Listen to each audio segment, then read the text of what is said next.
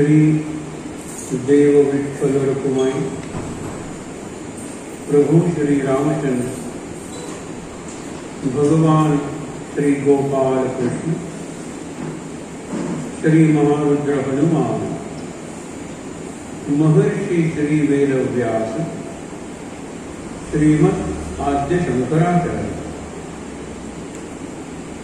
परम पूज्य सकल संत ज्ञानोबा महाराज आणि संत सूर्य तुकोबा महाराज, सद्गुरू श्री ब्रह्म चैतन्य महाराज या सर्वांच्या प्रेरणेने आणि तुम्हा सर्व मंडळींच्या आशीर्वादाने आजपासून 6 दिवस पांडुरंगाष्टकम म्हणजे पांडुरंगाचे वर्णन करणारे 8 श्लोकांचं स्तोत्र शंकराचार्यांचं आहे. त्याच्यावर आपण विचार करणार आहोत. आज हे पांडुरंगाष्टकम रोज म्हणणार होतो. तुम्हाला तुमच्या मोबाईलवर सहज मिळेल, गुगलमध्ये वगैरे शंकराचार्यांचं स्तोत्र पांडुरंगाष्टकम जर म्हणलं तर तुम्हाला मिळेल.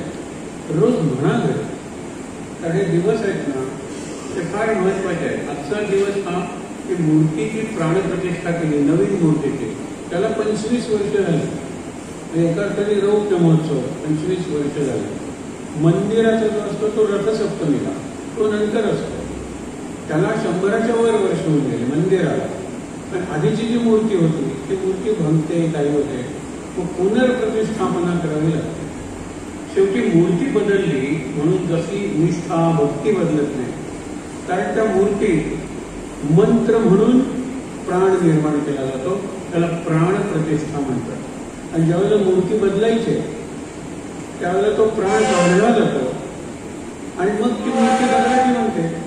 मग तुम्ही तिचं विसर्जन केलं काय किंवा म्युझियममध्ये ठेवली काय, काही फरक पडत नाही. एक गंमत सांगतो. एका घरात अनेक देवांच्या छोट्या छोट्या मूर्ती, आपण गोकर्णाला गेलो की ते बाल गोपाल बाल गणेश घेऊन येतो, शिवलिंग घेऊन येतो, तीर्थया ठिकाणी गेल्या आणि त्या ब्रासच्या असतात. काळाच्या ओघात त्या काळवंटात. मग आपण काय करतो, त्याला पितांबरी वगैरे लावतो आणि त्यात चका टाकतो. हे कितपत योग्य आहे असं एकाने विचारलं. म्हणलं खरं बघायला गेलं तर पहिल्या दिवाळी सणाला जावं याला तर तुम्ही पितांबरी सारखा डिटर्जंट लावून त्याला स्वच्छ करणार का? हे त्याला कसं करू, मग देवाला कसं करतात?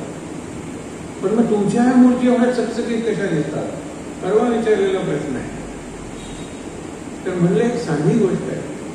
पांडुरंगाची की विठ्ठल रखुमाईची एवढीशी मूर्ती सांगायचं. पांडुरंगा रुक्मिणी प्राण जो आहे या मूर्तीतला तो मी काही काळासाठी काढून घेतो आणि कुठलाही जय जय विठोबा रखुमाई म्हणत नवीन टूथब्रश जो या कामासाठीच ठेवायचा आणि मग पितांबरी वापरा ना. आता ती मूर्ती झालेली आहे, त्याचं प्राण काढून घेतलंय.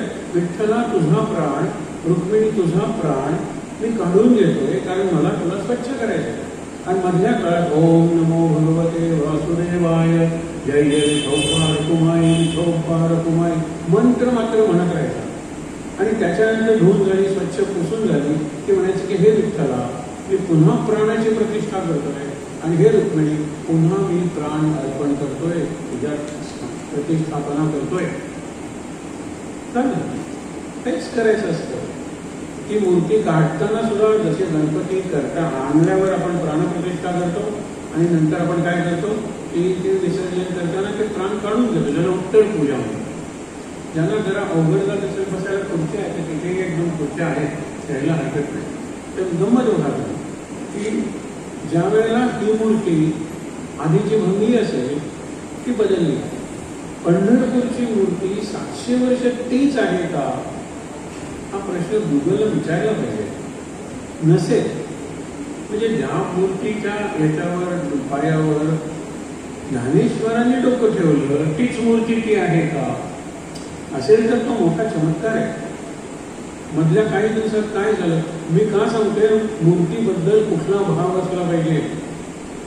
तू सगुण आहेस तशी निर्गुण आहेस. निर्गुण रूप जय जय राम, सगुण रूप जय जय राम आपण म्हणतो. तुझं सगुण म्हणून की निर्गुण होईल, सगुण निर्गुण दोन गोविंद. हा गोविंदच आहे, दोन्ही आहे. त्यामुळे काय, मूर्तीचा विचार करताना ज्या वेळेला मूर्ती प्राणप्रतिष्ठा करायची, मूर्ती भंगली.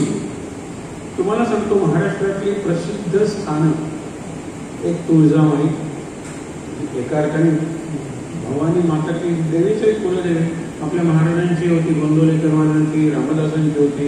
शिवाजीला तर काही भवानीचा प्रसादच होता, भवानी तलवार. दुसरी कोल्हापूरची अंबाबाई, प्रसिद्ध स्थान आहे. पंढरपूरचा पांडुरंग आणि शिखर शनी शिंगणापूरचा शनी, शिर्डी जवळ आहे. आपण अनेकदा त्या शनीचं दर्शन वगैरे. या सगळ्या मूर्तींवर रोज पंचामृताचा अभिषेक झाला. पंचामृत म्हणजे काय, साखर आहे, मध आहे, दही आहे, त्याने ही सगळी केमिकल्स आहेत. म्हणजे रासायनिक प्रक्रिया, केमिकल रिॲक्शन होऊन या सगळ्या मूर्तींना बारीक बारीक छिद्र पडायला लागले. पांडुरंगाची छिद्र तर आपल्याला तसं क्लोजअप बघितल्याने तुम्हाला दिसतात. मग निर्णय घेतला गेला की मुख्य एकादशी किंवा ही देवीचे उत्सव त्याच काळात त्यांना पूजा घातली जाईल. नाहीतर रोज पंचामृताची पूजा करण्यासाठी धातूची मूर्ती.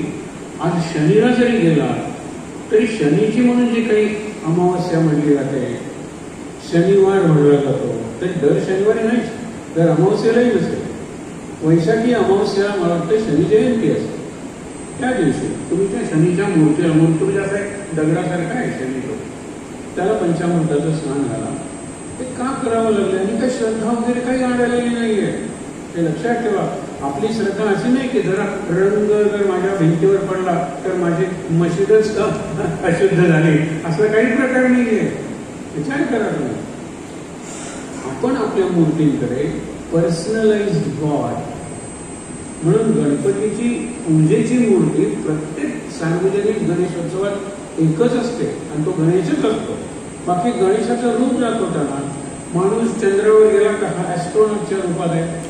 भारताने जिंकला बांगलादेश त्यावेळेला तर हा जवानाच्या वेशात होता.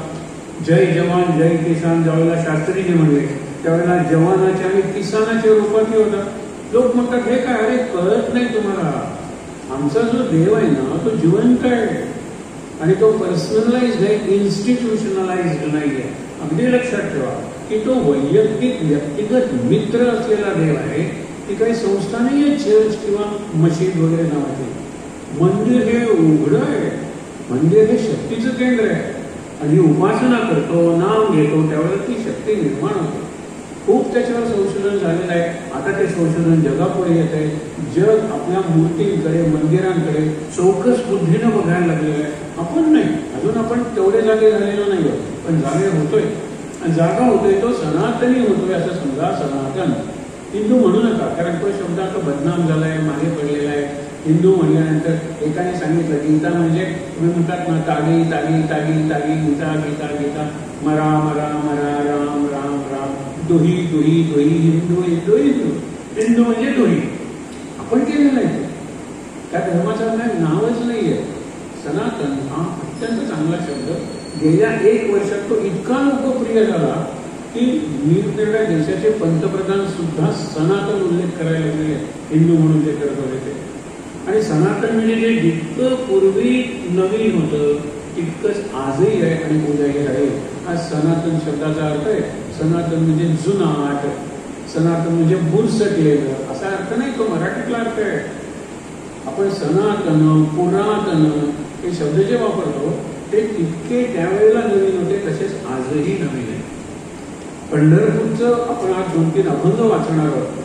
त्याच्यात तर आधी रचली पंढरी मग वैकुंठ नगरी. कोणी रचली पंढरी पण थोडक्यात बघणार आहोत. हा नामदेवाचा अभंग. वैकुंठ नंतर स्थापन केलं, आधी पंढरपूर होतं. गोदागंगा नव्हत्या त्यावेळेला चंद्रभागा होता. सुदर्शनावरील पंढरीची स्थापना झालेली आहे. म्हणून सगळं भूमंडळ जरी नष्ट झालं तरी पंढरी मंडळ उरणार आहे. आणि म्हणून नाम सांगतो आम्ही चिरंतन काल नाचत राहणार आहोत नाम घेत. नाचू कीर्तनाचे रंगी पण ज्ञानदीप लावू जगे. ज्ञानाची तास आपल्या संतांनी सोडलेली नाही. आपले अगदी सोयरोबा सुद्धा अंतरीचा ज्ञानदिवा मालवून नको. ज्ञानाची कास कोणीही सोडलेली नाही. नुसती भक्ती भक्ती भक्ती भक्ती मीरा आपल्याला परवडणारी नाही. हरिबोल हरिबोल हरिबोल म्हणणारे गौरांग प्रभू चैतन्य आपल्याला परवडणारे नाहीये. आपल्या संतांनी डोकं खांद्यावर स्थिर ठेवलं. कुठलंही एक टोक, ही हा गीतेचा आहे ना संदेश. गीतेत सगळ्या निर्णय मार्ग आहेत. 4 मुख्य मार्ग: ज्ञान मार्ग, कर्म मार्ग, भक्ती मार्ग आणि ध्यान मार्ग. ध्यान या 4चा समन्वय म्हणजे गीता.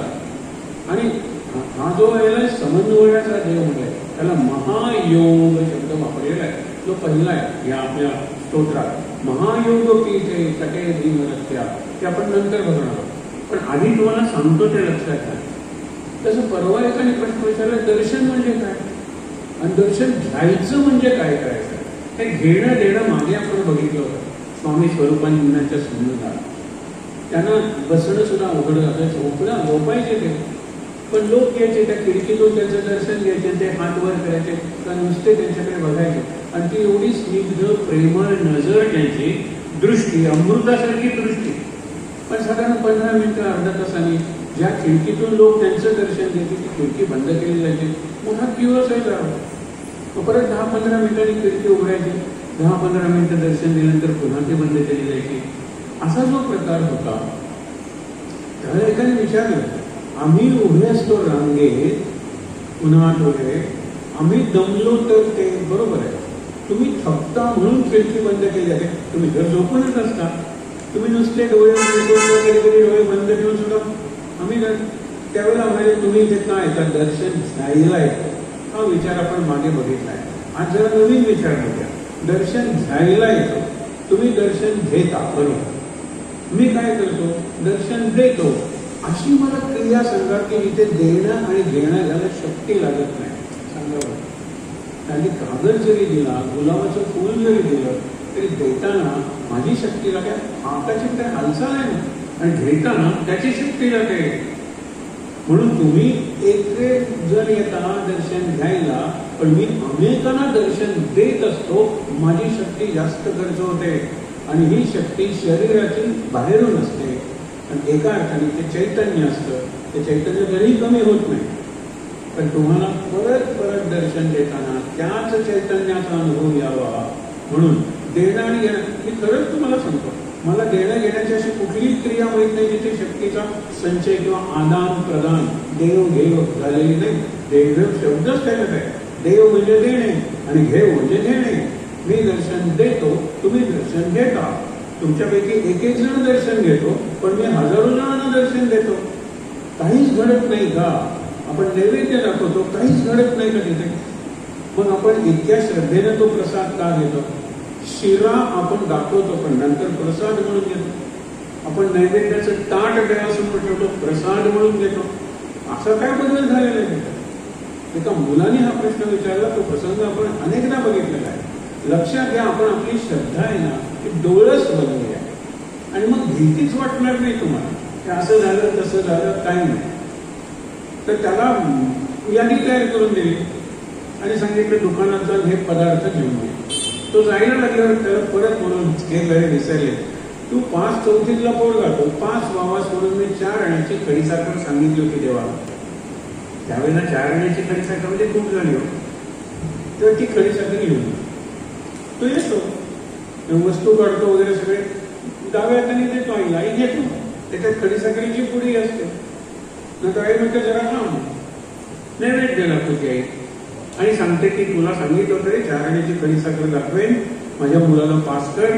मुलगा पास झालेला आहे, आता 4 आण्याची खडीसाखर. हा प्रसाद घे म्हणल्यानंतर तो मुलगा डावा पुढे करतो. त्यावेळेला ते डाव्या हातावर मारते, हा प्रसाद आहे. उजव्याकडे अगं आत्ता तुला मी पुडी दिली ना खडीसाखरेची डाव्या हातानं, ती कशी चालली? आता त्या खडीसाखरेत काय बदल झाला म्हणून त्याला प्रसाद? हा बदल आपल्या भक्तीत यायला पाहिजे. खडीसाखर तीच आहे की हो, विठ्ठल सगळ्यांना तोच आहे. पण रूप पाहता लोचनी सुख झाले व साजणी, हे संतांनाच होतं. पाहू विठोबाचे मुख मग मला सर्व सुख मिळेल हे संतांना होतं. दर्शनाची 2-3 उदाहरणं सांगतो तुम्हाला. पण हा एक आत्ताचा सांगितलेला भाव लक्षात घ्या. की ज्या वेळेला मी ती खडीसाखर ठेवते आणि सांगते देवा मी नवस केला होता किंवा मी तुला काहीतरी मागितलं होतं ते तू दिलंस म्हणून मी तुझ्याबद्दल धन्यवाद कृपा तुझी अशीच राहू दे. मग ती खडीसाखर असते त्याच्यात केमिकल कॉम्पोजिशन काहीही बदलत नाही. खडीसाखरच असते. माझ्या मनातला भाव बदललेला आहे आणि हा बदललेला जो भाव आहे लक्षात ठेवा त्याला प्रसाद म्हणतात. प्रसाद म्हणजे खडीसाखर हा प्रसाद नाहीये. माझा बदललेला भाव ठेवताना खडीसाखर होती घेताना तो प्रसाद झाला. ठेवताना शिरा होता घेताना तो सत्यनारायणाचा प्रसाद झाला. ठेवताना ते ताट होतं जेवणाचं आता प्रसाद झाला. ही प्रसाद भावना आहे तो माझ्या मनात आहे आणि तो प्रसाद जर मनात नसेल तर अगदी सोन्याच्या ताटातून चांदीच्या वाट्यातून काही दाखवलं उपयोग नाही. पण जर मनात हा प्रसाद भाव असेल तर फार महत्वाचं आहे. परवा संगीताचा एका क्लासचं उद्घाटन होतं म्हणून मी काही उद्घाटनाचं काही फार बोलायचं नाही. एक 2-3 सूत्र सांगणार आहे. त्यातलं एक सूत्र तुम्ही शिक्षक संगीताचं जे काही शिकवत असता सा रे शिकवत असता त्यावेळेला तो बरोबर सा तुमच्यासारखा नवे म्हणत असतो. तुम्ही साध घालत असता आणि तो प्रतिसाद देत असतो. त्यातून जो प्रसाद निर्माण होतो त्याला संगीत म्हणतात. हे लक्षात ठेवा. त्यातून प्रसाद निर्माण होतो आणि तो तिसरा म्हणतो काय सुंदर गातोय तुम्ही शिकवताही चांगलं आणि तो म्हणतोही चांगला. हा जो प्रसाद आहे तो ऐकण्याला मिळाला रसिकाला मिळाला पण प्रसाद निर्माण झाला पाहिजे.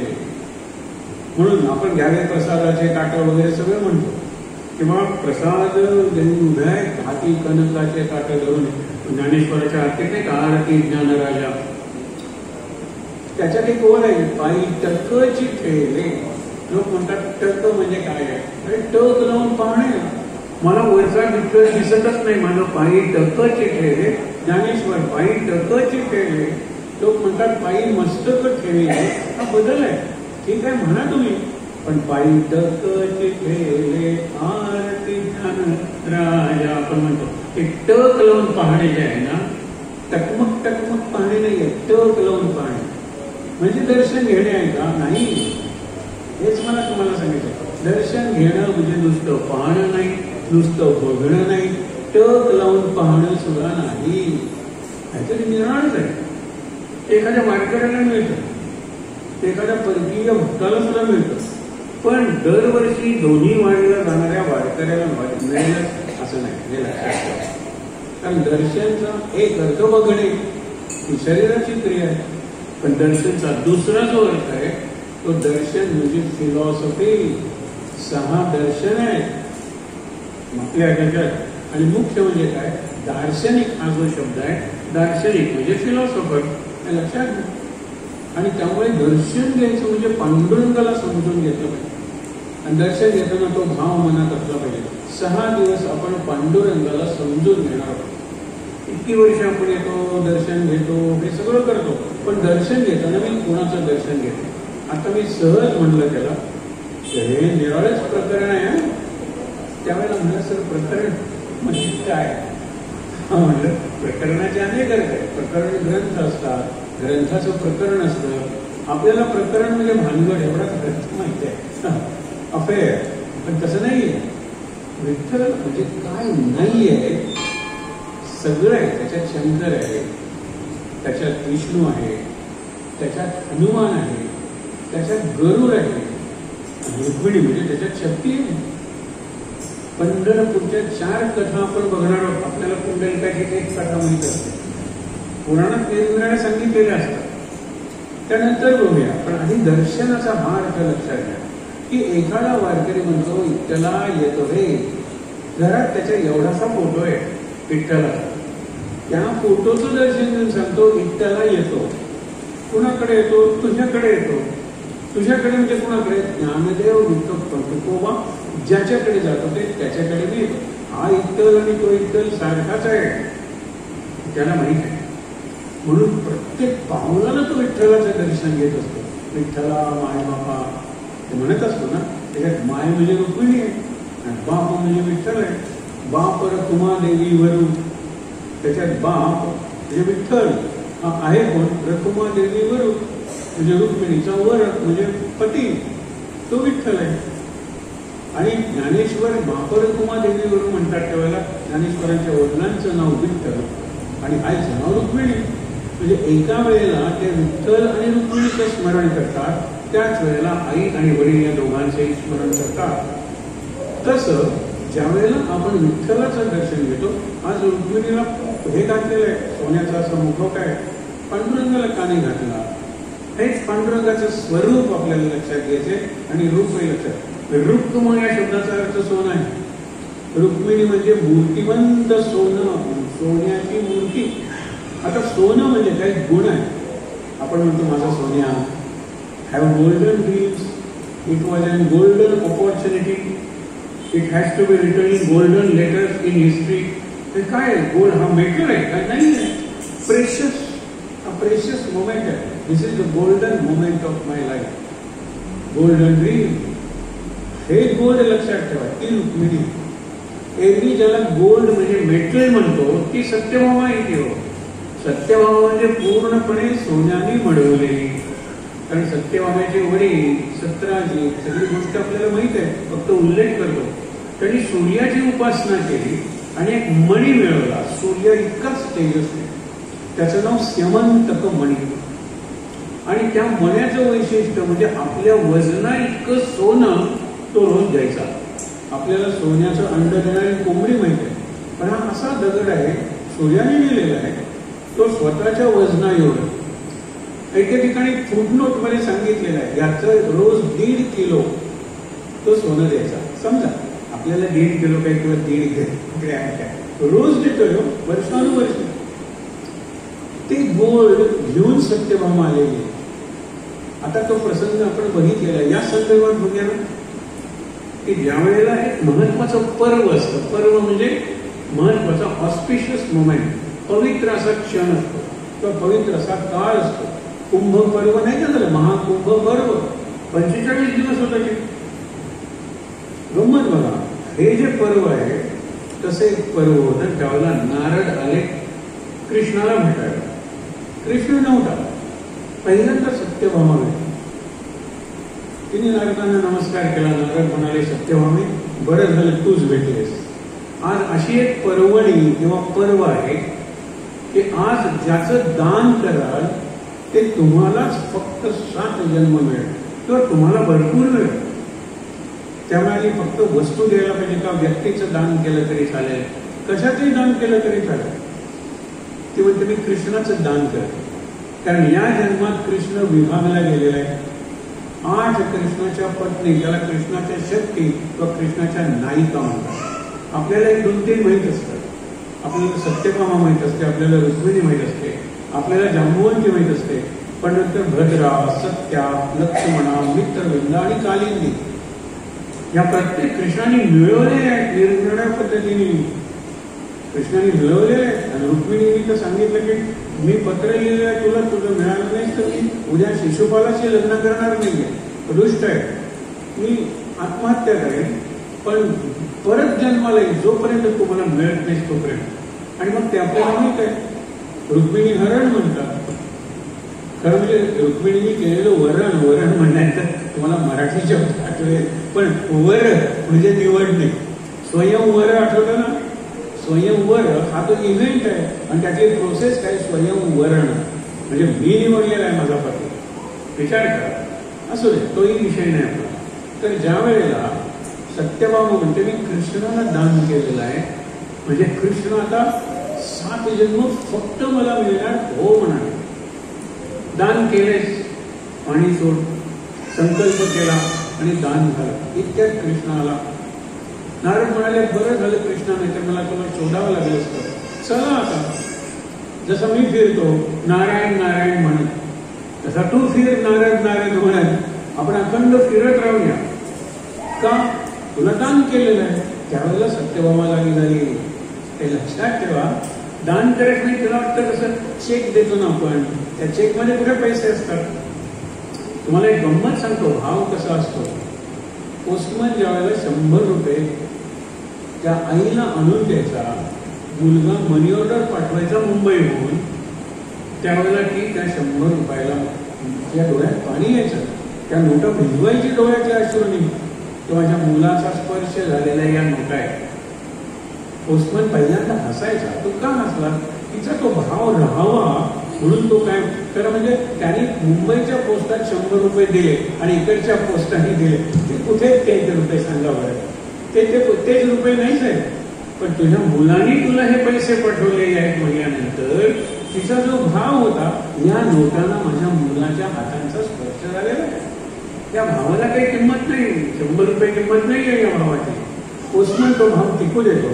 आणि बदली झाल्यानंतर सांगतो, या बाईंची मनीवर आल्यानंतर खरंच त्यांना सांगायचं, नीट धरा, तुमच्या मुलाचा हात या नोटांना लागलेला आहे, त्यांचा भाव कायम टिकवूया. हा भाव आहे आणि भक्तिभाव आहे. आणि भक्तिभाव सगळ्यात जास्त व्यक्त होतो पंढरपूरला, किंवा महाकुंभ पर्व वगैरे आता तसा पर्व. मग सत्यप्रभू चुकले, आता येऊन मग दान केलं या जन्मात, पुढच्या 7 जन्मात कृष्ण फक्त तुला मिळेल. नाही, असं कसं? बाकीच्या काय म्हणतो मी कसं दान आणि मला नको की कृष्ण? मग ह्याला उपाय काय? उपाय म्हणजे पळवाट नसते, लक्षात ठेवा, पर्याय असतो. आपल्या शास्त्र ग्रंथात कायद्यात कशी पळवाट असते, every law has a flaw. आणि फ्लॉ म्हणजे पळवाट, लूप होल, त्यातून सुटायचं. हा पर्याय आहे. याला पर्याय काय? पर्याय एकच आहे, कृष्णाच्या वजना इतकं सोनं मला द्या. सोन्याची झापडं जर डोळ्यावर असली ना, तर आपल्याला कळत नाही, दिसत नाही, आपण दर्शन घेऊ शकत नाही. हे लक्षात ठेवा. सोन्याची झापडं म्हणजे काय? ती म्हणते की हरकत नाही, कृष्णाच्या वजना एवढं सोनं मी देते. माझ्या वडिलांकडे जेवढं सोनं आहे, रोज 1.5 किलो कित्येक वर्ष किती असेल सोनं, कृष्णाचं वजन काहीच नाही. तिला कळलं नाही की नारद सोनं मागतायत, याच्यामध्ये काय अर्थ आहे का? तिने तो विचारच केला नाही. कृष्णाचं वजन सोनं, माझ्या वडिलांकडे खूप सोनं आहे, सगळं मागूया. कृष्णाच्या वजना एवढं दिलं की कृष्ण इकडे राहिला. नारद ते सोनं कुठे घेऊन जाणार होते सांगा बरं? नारदांच्याकडे ते सोनं न्यायला काही पिशवी तरी असायची का? नाही ना. तिने हा विचारच केला नाही, तुम्हाला सोनं कशाला पाहिजे? मग नारदांनी सांगितलंच नाही, इथेच दान करून टाकूया वगैरे. तिने विचारच केला नाही. मोठा तराजू मांडला गेला. सुवर्ण तुला नावाचं नाटकही आहे. सुवर्ण तुला हे अत्यंत चांगलं प्रकरण आहे भक्तीचा भाव समजण्यासाठी. कारण मोठा तराजू मांडला गेला. कृष्ण आनंदात बसला, बसून फिरला वगैरे. पारड्यात बसा ना, लहान मुलांना बसवा, ते पारडं फिरते, कृष्ण गंमत करतोय. मग हिचं सगळं सोनं आणलं गेलं, वडिलांच्याकडचं सोनं आणलं गेलं, तरी कृष्णाचं पारडं खालीच आहे, वरती जातच नाहीये. हे पारडं वरती आहे सोन्याचं. सगळ्या राण्यांनी दिली सोनं. आता अतिशयोक्ती ही वर्णन करण्याची एक शैली आहे. द्वारकेतल्या सगळ्या लोकांनी आपलं सोनं दिलं, लक्षात घ्या. तरी सुद्धा कृष्णाचं पारडं जड म्हणजे खाली आणि देवर. अशा वेळेला रुक्मिणी कुठे दिसत नाहीये. असं कृष्ण म्हणतो, रुक्मिणी इथे कुठे दिसत नाहीये. रुक्मिणी म्हणजे साक्षात सोनं, म्हणून तिचा मुखवटा बघा ना. पण ती सोनं गुणांचं सोनं आहे. हे आपल्याला दर्शनासाठी आहे, बरं दिसतं सोनं.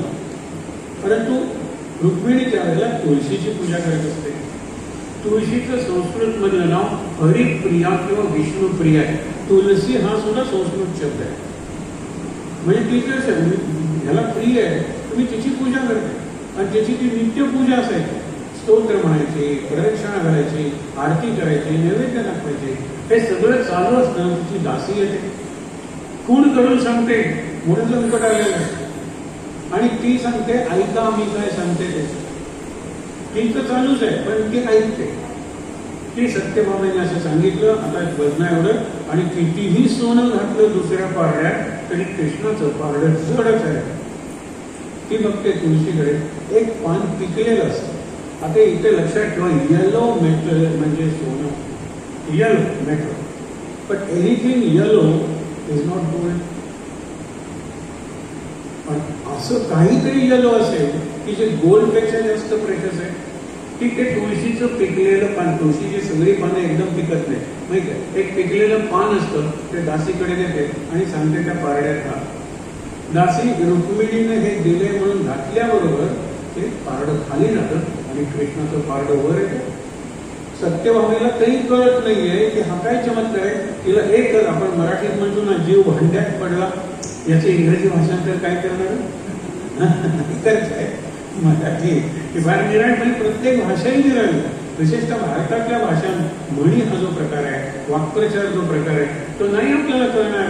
म्हणून मराठी परदेशाला शिकताना तो ग्रामर शिकतो, शब्दसंग्रह म्हणजे व्होकॅब्युलरी शिकतो, वाक्यरचना म्हणजे सेंटेन्स मेकिंग तो शिकतो.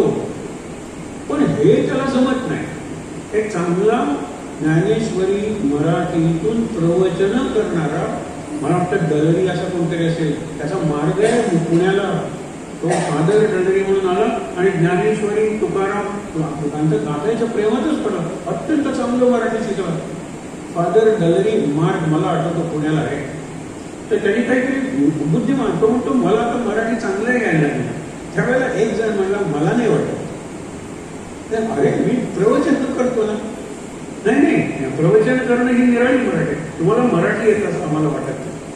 शेजारच्या घरी जा आणि शंकरराव आहेत का विचारा. संध्याकाळची वेळ असते. तो जाऊन विचारतो शंकरराव आहेत का घरात.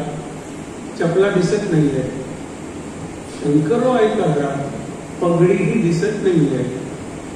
शंकरराव आहेत का घरात. काठीही दिसत नाहीये. त्यावेळेला तो म्हणतो त्या बाईला मराठी कळतच नाहीये. मी तीनदा प्रश्न विचारला, ती काहीतरी निराळच उत्तर देत होती. त्यावेळेला म्हणाले तुझ्या प्रत्येक प्रश्नाला तिने बरोबर उत्तर दिलं. कारण मराठी आमच्या संस्कृतीत शंकरराव घरात नाही असं म्हणायचं नसतं, नाव घ्यायचं नसतं. 4 चौघात नवऱ्याचं नाव घेत नाही. म्हणून ती सांगत होती चपला दिसत नाहीये म्हणजे शंकरराव घरात नाही, पकडी दिसत नाहीये आणि काठीही दिसत नाही, तर फिरायला गेलेलं आहे असं असतोय. मग कसं मराठी मला कळणार. नाही 7 जन्म घेतल्यावर काय आहे. हा संपूर्णच भाग निराळा आहे आणि ही संस्कृती आहे. म्हणून भारतातल्या ग्रंथांचं इंग्रजीत तसं ट्रान्सलेशन होईल, ट्रान्सलिटरेशन होईल. पण एका अर्थाने भावांतर म्हणतात, भाषांतर सोपं आहे, पण भावांतर वगैरे तो भाव निर्माण होण्यासाठी ग्रंथांच्या 2 लाईन्सच्या मध्ये वाचायचं असतं, जे आपण वाचणार आहोत उरलेले 5 ग्रंथ. आता पुढे जाऊया. दर्शन घ्यायचं म्हणजे काय, तर त्या वारकऱ्याला माहित आहे. तो म्हणतोय पंढरीची वाट आहे, प्रत्येक पावलावर मला विठ्ठल कुमारी विठोबा रखुमाई, त्याला विठोबा दिसतो. आणि त्यामुळे तो विठोबा रखुमाई म्हणताना तल्लीन होतो. पाऊस पडतोय का, कपडे भिजतायत का, खाली चिखल झालाय का, पायात काटा बोचलाय का, त्याला भान नसतं. कारण त्याचा भाव जिवंत झालेला असतो. आणि बाकीचे जे लोक खाली वारीला जातात ना सेल्फी घेण्यासाठी, काय चिखल आहे, काय घाण आहे असं म्हणत जातात. ती कसली वारी आहे सांगावं. ती वारी नाहीच आहे. त्या वारकऱ्याला भानच नाहीये, कारण त्याचा भाव जिवंत आहे. पण तो दर्शन घेतो. तो तिथे गेला की मोठी रांग आहे. एकादशीच्या दिवशी या वारकऱ्याला मंदिरात प्रवेशच नाही, एवढी मोठी रांग आहे. तो म्हणतो पांडुरंगा तुझी इच्छा, कळसाचं दर्शन सोखामेळ्याने नाही त्याला घेतलं. आणि सोखामेळ्याला म्हणाला की मला विठ्ठलाचं दर्शन कळसात होतं. तो म्हणतो नाही रे, कळसावर बसलेल्या कावळ्याचं दर्शन तुला होतं, होणार नाही तुला. काहीतरी तो म्हणतो की विठ्ठलाला सांगूया असा काहीतरी चमत्कार घडव की तुम्हाला विश्वास बसेल. आणि मग पांडुरंगाच्या गळ्यातली माळ सोखामेळ्याच्या गळ्यात येते आणि मग सगळ्यांना पटतं की आहे. तरी सुद्धा चोख्याला प्रवेश दिला नाही. चोखाची समाधी आहे ती रस्त्याच्या या बाजूला आहे. रस्ता क्रॉस केला की त्याचे गुरु जे नामदेव आहेत त्यांची पायरी आहे. आणि नंतर गरुड हनुमंत पुढे उभे राहते. त्या प्रत्येकाची गोष्ट आहे. गरुड आहे कोण, हा हनुमंत आहे कोण. आणि हनुमंत पांडुरंगाच्या समोर कशाला पाहिजे, रामासमोर नको का. आता तुम्हाला तिघांची दर्शन सांगतो. संतांचं दर्शन सोपं आहे. सुख झाले रूप पाहता लोचनी सुख झाले हो सासरे. तर मला विठ्ठलाचं मुख जरी बघितलं तरी सर्व सुख मिळतं. हे संतांचं दर्शन. रामदास जातात, पांडुरंगासमोर उभं राहतात आणि येथे कार्य उभा रामा मनमोहन वेगच रामा. ते म्हणतात रामा असा का उभा आहे, धनुष्यबाण कुठे गेले. आणि कमरेवर हात घेऊन तो असुरांचा संहार करणार आहे. आणि ही कोण नवीन बाई आणलेली आहे, तू एकपत्नी आहेस ना, मग सीता कुठे गेली, ही कोण आहे. आणि ही कुठली नदी आहे चंद्रभागा, शरण नको का. रामाचं दर्शन होतं त्यांना त्या पांडुरंगात रामाचं दर्शन होतं. दुसरा नरहरी सोनार. नरहरी सोनार म्हणतो मी वैष्णव नाहीये, मी शैव आहे. जर तुमच्या पांडुरंगाच्या मेखला किंवा करधनी म्हणतात त्याला, करगोटा कमरेतला जर तुटलेला आहे आणि माझ्याशिवाय दुसरा चांगला सोनार नाहीये, तर तुम्ही मला माप आणून द्या. ते माप आणून देतात. पहिल्यांदा घट्ट होते, ते म्हणतात अगदी घट्ट होते, मग ती आता लूज होते, ती खाली सरकते. असं अनेकदा झाल्यानंतर ते म्हणतात ये ना तू माप घ्यायला. मग तो मी पाहणार नाही ना, डोळ्यावर पट्टी बांधतो तुझ्या. हे दर्शन कसलं आहे लक्षात ठेवा. आपण पांडुरंगाच्या दर्शनाचा विचार करतोय आता फक्त. तो जातो म्हणतो मग पट्टी मी सोडणार नाही. आणि मग कमरेचं दर्शन हे करतो, हाताने असं माप घ्यायला लागतो. त्याला ते कंबर त्याला शिवलिंगासारखी वाटते ना. पांडुरंगाची कंबर बघा ना, त्याचे गोल सगळे भरल्यानंतर तो पट्टी सोडून म्हणतो तुम्ही मला फसवलंय, हे शिवलिंगच आहे. बघितलं तर पांडुरंग तो म्हणतो मी माझ्या डोळ्यावर पट्टी बांधली होती. ते फार संकोचित असं प्रेम होतं, भक्ती होती शंकरावरची. हाच आहे शंकर आणि हाच विष्णू. आणि म्हणून शंकर आहे तो वर आहे त्याच्या डोक्यावर आणि पांडुरंग खाली आहे. म्हणून शंकर मुकुट काढल्यानंतर सकाळी तुम्ही पूजा बघा, पंढरपूरची रोज दाखवतात. सारी पंचामृताची नसेल पण रोज पूजा वगैरे तर करा, पाणी वगैरे बघा. अभिषेक मुकुट नसतो त्यावेळेला वरती जे आहे ना ते शिवलिंग आहे. त्याची कथा आपण बघितलेली आहे, परत बघू. म्हणजे म्हणून हा महायोग पीठ आहे. हा कसला महायोग आहे इथपासून आपण नंतर सुरुवात करूया. मी तुम्हाला त्या 2-4 कथा सांगतो गोष्टी. दिंडीरव किंवा दिंडीर नावाचा एक राक्षस होता आणि तो दिंडीर वनात राहत होता आणि अत्याचार करत होता येणाऱ्या भक्तांवर. आता कल्पना करा, 1100 वर्षाचा इतिहास आपल्याला माहिती आहे. तर ज्ञानेश्वरांच्या आधी एकनाथांचे पणजे भानुदास महाराज त्यांनी विजयनगरच्या राजाने पंढरपूरच्या पांडुरंगाची मूर्ती नेली होती आणि ते मंदिरात मूर्तीच नव्हती, पण दुसरी कुठली तरी ठेवली असेल. ते म्हणाले मला दर्शनाचा अनुभव येत नाहीये. दर्शनाचा अनुभव येण्यासाठी मी आणि ती मूर्ती यासाठी एक नातं निर्माण होतं. आणि म्हणून जो योगीराज अरुण योगीराज जो आहे की ज्यांनी राम बनवला, तो 15 दिवसांनी, महिन्यातून, कधी कधी आठवड्यातून जातो दर्शनाला अयोध्येच्या रामाला आणि त्यांनीच ती मूर्ती बनवलेली आहे. आणि प्रत्येक वेळेला बाहेर आल्यानंतर म्हणतो हा मी बनवलेला राम नाहीच आहे. मी बनवला होता राम, त्याच्या चेहऱ्यावर हसू होतं, त्याच्या गालावर तेज होतं, पण असं नाही हे निराळच आहे. अक्षरशः कोटी कोटी लोकांनी रामाचं दर्शन घेतलेलं आहे, हे लक्षात घ्या. आणि इतके कोटी रुपये खर्चून तुम्ही रामाचं मंदिर बांधता. रामानं मंदिराचा खर्च वसूल केला लोकांच्याकडून. तुम्ही मुद्दामून बघा, संध्याकाळच्या वेळेला ते उघडतात ते दार जिथे लोक पैसे वगैरे टाकतात, म्हणजे वगैरे खोऱ्याने पैसे ओढणं हा मराठीतला एक वाक्प्रचार आहे. डॉक्टर झालास ना आता खोऱ्याने पैसे ओढ, इतके पैसे, इथे खोऱ्यानं पैसे काढायला लागतात. अगदी आत जाणार कसे तुम्ही, ओढून काढतात. नोटाच नोटा किती तुम्ही कल्पना करू शकणार नाही तेवढं रामाने दिलेलं आहे. आणि रामाने किती जणांना रोजगार दिलेला आहे. मंदिर बांधताना विचारच निराळे. लोक मूर्खासारखे प्रश्न विचारतात. या महाकुंभावर 7,000 कोटी रुपये सरकारने खर्च केला. कुणाचा खर्च केला? अरे 50,000 कोटीपेक्षा जास्त महाकुंभाने आत्ताच मिळवून दिलेले. बघा ना तुम्ही, अरे एक जण जाणार तिथे तर काहीतरी हे खाणार, घेणार, हे करणार. साधा चहावाला म्हणतो माझ्या मुलीचं लग्न आणि मुलाचं शिक्षण झालं या 45 दिवसात, कारण रोज मला 1,000-2,000 रुपये मिळतात. 10 रुपयाचा चहा धडाकले, पण रोज 1-1.5 कोटी रोज जात होते. त्याच्यात 45 दिवसात 67 कोटी लोक गेले. हे मी तुम्हाला मुद्दामून सांगतोय, लक्षात घ्या. ही स्ट्रेंथ आहे आपली आणि आता व्यक्त व्हायला लागलेली आहे, अगदी व्यक्त व्हायला लागलेली आहे. मजा बघा. सध्या अनेक ठिकाणची होली वगैरे तुम्ही आजच्या बघा असेल तर संभल नावाचं गाव, इथेच मला एकाने काही वर्षापूर्वी एक कागद दिले, सायकल टाकले की पुढचा अवतार जो कली आहे त्याची जन्मभूमी संभल आहे, की आता मुसलमानांच्या ताब्यात असल्यासारखे आहे. तिथे हिंदू तो तिथे होता आणि सगळ्यांनी घर सोडली आणि आता काही नाही, मंदिरं बंद केली. त्याच्या किती मंदिरं, 19 वापी आणि 68 तीर्थ तिथे आहे. आता ते सगळी शोधायला लागलेले आहेत आणि एक सापडत आहे. काही मंदिरात त्यांनी संडास आणि युरिनल केलेले, काही मंदिरात राहणं, काही मंदिरात ते काय काय काय काय केलेलं आहे त्यांनी.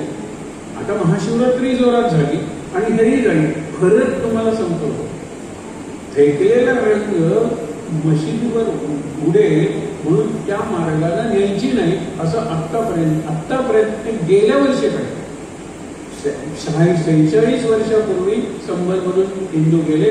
जसे काश्मीरमध्ये 1989 ला गेले, ते 1976 ला वगैरे काहीतरी दंगल झाले, सगळे हिंदू सोडून गेले. सगळा तो भागच मिनी पाकिस्तानच म्हणायचे त्याला.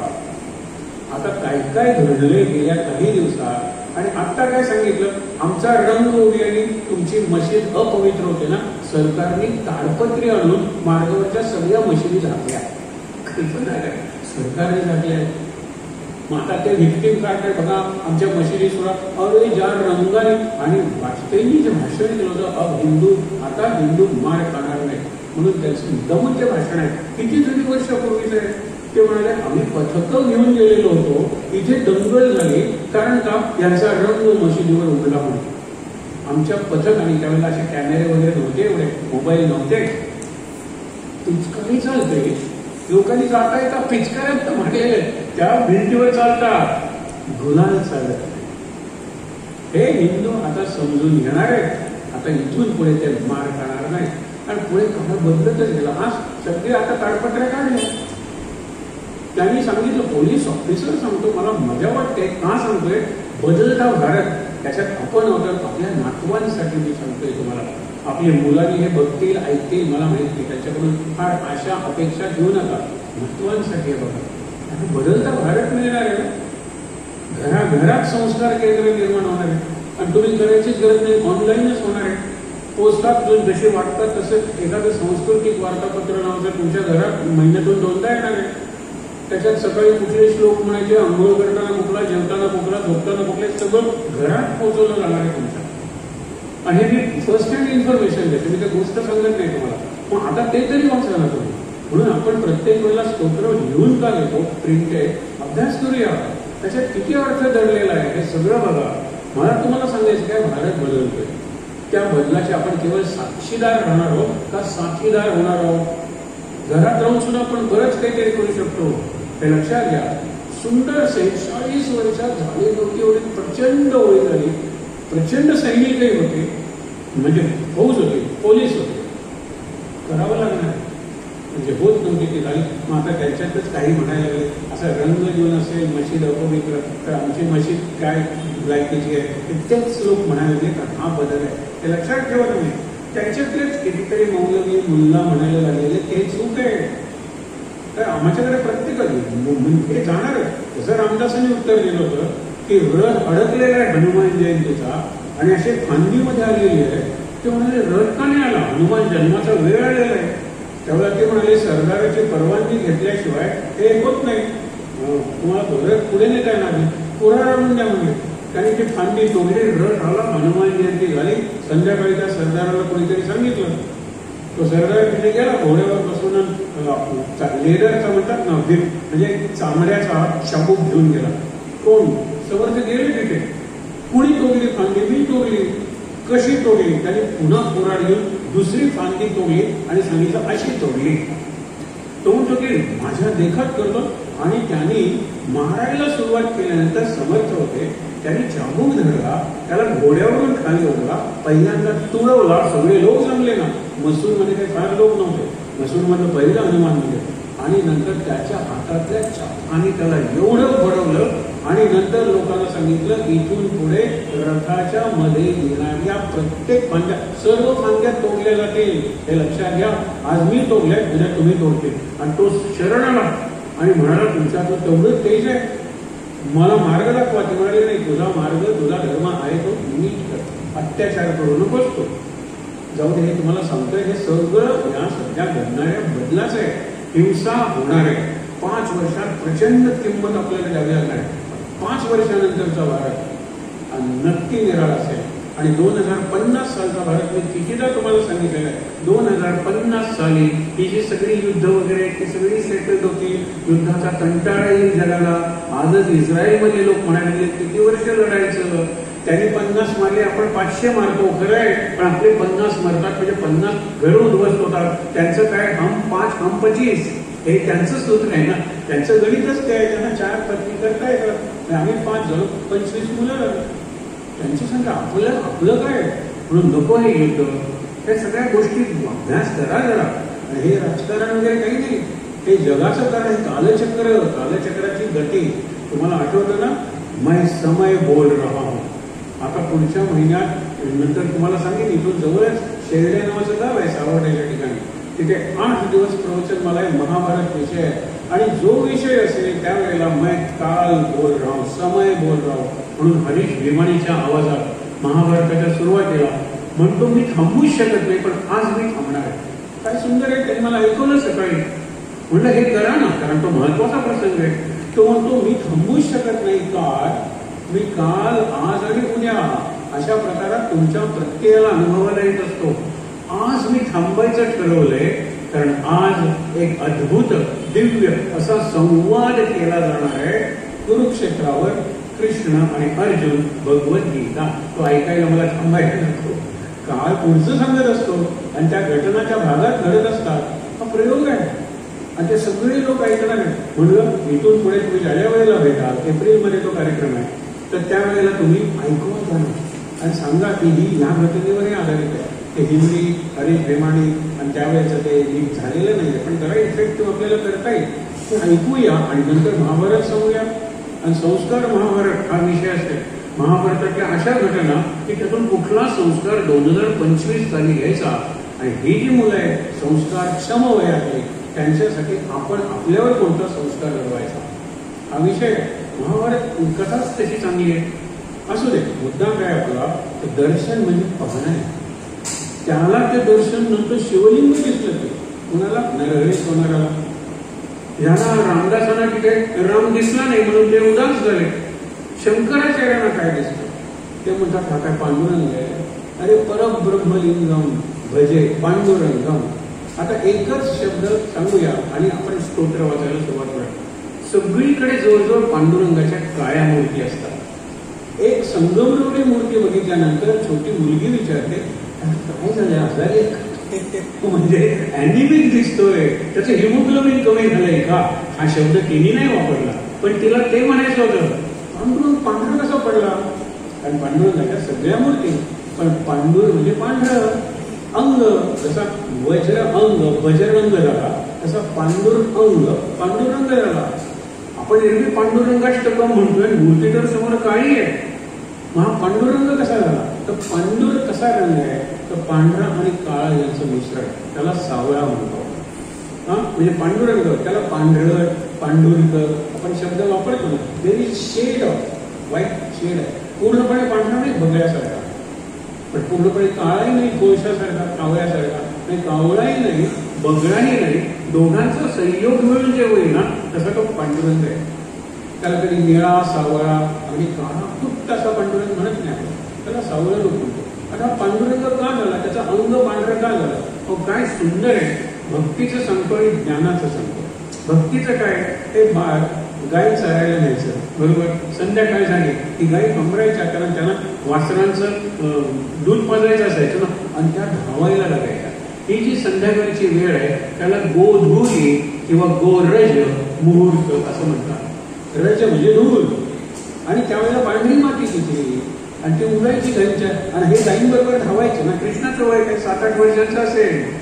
उखळाला बांधलं आणि नंतर गाई चरायला पाठवलं, तू नकोच तिकडे. ते काम त्याने आनंद नाही करत. गाईच्या खुराने जी माती उडायची, ती पांढरी माती याच्या अंगावर बसल्यानंतर हा मुळात सावळा आणि त्याच्यावर हा पांढरा रंग, तो पांडुरंग झाला. पांडुरंग दिसायला लागला. हा भक्तीचा अर्थ आहे. ध्यानाचा अर्थ ज्याच्यापेक्षा महत्वाचा आहे. नाथांनी वगैरे चांगला स्पष्ट केलं. आपण ज्याचं ध्यान करतो ना, त्याचे गुण आपल्यात आले पाहिजे. पण मराठीत एक म्हण आहे की गुण नाही पण वाण, किंवा वाण नाही पण गुण. वाण म्हणजे रंग, रंग लागत नाही परंतु गुण लागले. हल्ली एक नाटक आलेलं, शिकायला गेलो एक, तुम्ही मुद्दामून बघा, तिथे प्रयोगही झाले असते. पूर्वी व्यंकोची शिकवणी नावाची जी कथा होती, त्या कथेवर आधारित असं ते शेवटी सांगतात. काय गंमत आहे, हा व्यंको नावाचा एक पाटलाचा मुलगा आहे, काहीच शिकत नाही आहे. त्या मास्तरांना सांगतो, मास्तुरा तू शिकवत्या तो मास्तुरे म्हणतो आणि तो मास्तुरे शिकवायला जातो. त्याचं शिकण्याकडे लक्षच नाहीये. तो आपला तंबाखू उघडून बसलेला आहे. तू तुझं लक्ष कुठे आहे? दिसतोस आनंदात, पण अभ्यास करत नाही. या आनंदाचं रहस्य गुरुजी बघा ना तुम्ही सुद्धा. गुरुजी तंबाखू खायला लागतात, शिकवणी कोणाची आणि शिकतोय कोण? व्यंकूची शिकवणी म्हणजे मी व्यंकूला शिकवायला गेलो आणि व्यंकूनीच मला बिडी कशी ओढायची, अर्धी बिडी कानाच्याकडे ठेवून परत कशी ओढायची, या सगळ्या गोष्टी व्यंकू मला शिकवल्या. त्याच्यावर आधारित शिकायला गेलो एक आणि शिकलो वरचंच, असा जो प्रकार आहे ते प्रशांत दामलेचं नाटक आहे. बरं तो गंभीर लाईट आहे. मुद्दा काय माझा की आपण ज्यावेळेला दर्शन घ्यायला जातो त्यावेळेला बाकीच्या गोष्टींकडेच आपलं लक्ष असतं. अगदी चेहऱ्याकडे सुद्धा लक्ष देण्यापूर्वी आता सांगितलेलं सगळं आठवण. त्याचं नाव पांडुरंग का, ती रुक्मिणी का, आणि मग ते दोन स्वतंत्र मंदिर का आहेत त्याच्यावर या गोष्टी आहेत. तर दिंडीरव नावाचा जो राक्षस आहे तो उन्मत्त झालेला आहे आणि त्या पंढरपूर क्षेत्रात त्याचा धुमाकूळ चालू आहे. विष्णूनी आपण म्हणतो ना शंकराचं रूप घेतलं आणि ते शंकराचं रूप घेतल्यानंतर त्यांनी त्या राक्षसाला मारलं आणि विष्णू आणि शंकर यांचं एक संयुक्त दैवत पंढरपूरला राहिलं तर पांडुरंग. पांडुरंगात दोन्ही आहे. पांडुरंगात खाली विष्णू आहे म्हणजे पूर्ण अवतार कृष्ण आहे आणि वरती शिवलिंग आहे. आता तुम्हाला सांगितलं म्हणून त्यांनी जे अवतार घेतला ना, मल्लिकार्जुनचं जे मंदिर आहे ना, मल्लिकार्जुनची कथा सांगतात. मल्लिकार्जुन मध्ये शिवलिंग आहे आणि विष्णू. दुसरी कथा, पद्मा नावाची एक अत्यंत सुंदर स्त्री राजघराण्यातली होती. पद्मावती म्हणून टेकडी आहे कुठे पंढरपूरला आणि पद्मा बसली ना तो मला त्याचा आहे ना व्यंकटेश, व्यंकटेशाचं मंदिर आहे. बालाजीचं आपण म्हणतो तिरुपतीच्या त्याच्या बाजूला मंदिर आहे, खाली ते पद्मावतीचं मंदिर आहे. तुम्ही जर इथे बालाजी गोमंतक बालाजीमध्ये गेला तर खालच्या बाजूला पद्मावतीचं मंदिर आहे. ही ती पद्मा मला कृष्ण पाहिजे या दर्शनासाठी गेली तर ती इतकी सुंदर होती तर कृष्णानं एका गोपीचं रूप घेतलं आणि ती गोपी तिच्यापेक्षा सुंदर होती. त्यावेळेला गोपी आणि तिचा संवाद झाला असेल ना, अगं मी कृष्णाची उपासना करते कृष्ण मिळावा म्हणून, तुझ्यापेक्षा सुंदर आहे, उपासना जास्त करते तपश्चर्या तरी मला मिळत नाहीये, तुला कसा मिळेल? तो मिळाला नाही तरी चालेल ना, मी मरेपर्यंत पुढच्या जन्मात अनेक जन्मात. त्यावेळेला तिथे कृष्ण प्रसन्न होतो आणि म्हणतो मी इथे राहतो. ते पंढरपूर पहिल्यांदा दिंडीवन झालं, ते आता क्षेत्र आहे. नंतर द्वारकेत आल्यानंतर सुद्धा राधा तुम्हाला जवळची वाटते. एरवी राधा कुठे गोकुळातली, गोकुळ वृंदावन ब्रजभूमी त्याला म्हणतात सगळे. राधेचं जे गाव आहे त्याला बरसाना म्हणतात. बरसाना हे कुणाचं जन्मस्थळ आहे? राधेचं. आणि कृष्णाचं तसं जन्मस्थळ कुठलं आहे? मथुरा. पण एरवी तो वाढला गोकुळातच वाढला ना, म्हणून गोकुळ. गोकुळ आणि बरसाना इथली होळी निराळी असते. बरसानातली जी होळी असते जी परवा खेळली गेली लठमार होळी म्हणतात. तिथे सगळे नवरे डोक्यावर घमेली वगैरे घेऊन बसतात. बघा ना तुम्ही लठमार होळी बघा, परवा सुद्धा किंवा गुगलवर बघा तुम्हाला दाखवते. आणि बायका येतात काठ्या घेऊन बरोबर त्या घमेल्या खाली कोणाचा नवरा आहे ते बघायचं नाही पण मारायचं. मोठा आवाज येतो आणि नवरे ऐलं ऐलं वगैरे करतात काय नाही. कदाचित आपल्याला कधी कधी हेडमास्टरनी फायरिंग दिल्यानंतर आपण घरातली उशी घेतो प्रचंड बडवतो. उशीत बडवतो म्हणजे मला लागणार नाही हो, म्हणजे जर खांबाला बडवायला लागलं तर मला लागेल, पण त्याच्यात उशी हेडमास्टर असतो. हा जो नवरा आहे वर्षभर अत्याचार करतो माझ्यावर, आज मी तुला माझ्या लठ मार, लठ म्हणजे लाठी, लाठी मार होली ती कुठे खेळली जाते? बरसाणामध्ये राधेच्या गावात. आणि गोकुळात फुलांची होळी खेळली जाते. आज लखनौमध्ये बनारसमध्ये मुसलमानांनी होळी खेळली. ते पूर्वी खेळत होते, म्हणजे काहीतरी असं आता बदलायला लागलेलं. तो म्हणजे होळी आहे, हम फुलो की होळी खेळते आणि म्हणून एकमेकावर पाकळ्या उडवत होते, ते सगळे शूटिंग होत होतं. हे हा बदल होत आहे तुम्हाला सांगतो, आणि हा बदल वेलकम आहे.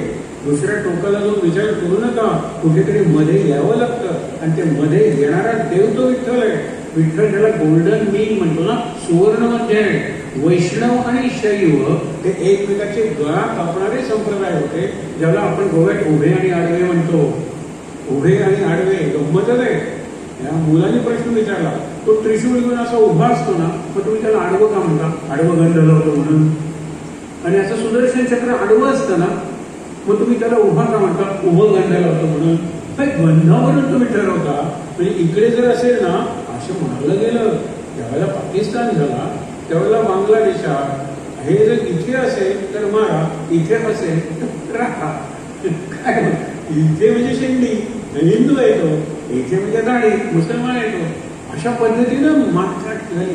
आपण बाहेरच्या लक्षणामधून ठरवतो. आज कोण काय आहे याचा विचारच केला जात नाही. म्हणून होलीमध्ये हा विचार करू नका, पण आचार करा. सगळे सारखे. बुरा न मानू, आज होली.